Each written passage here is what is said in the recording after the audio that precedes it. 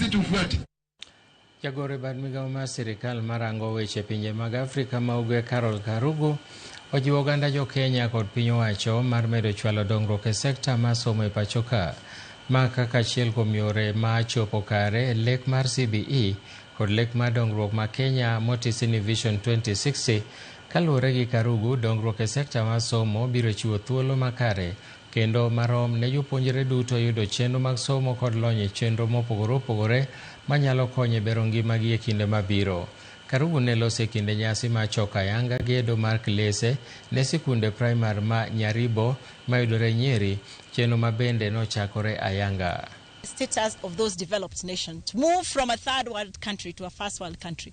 It is the investment within the education sector that will really be the springboard to that success, because education does a lot of things. One, it improves the livelihoods of people directly.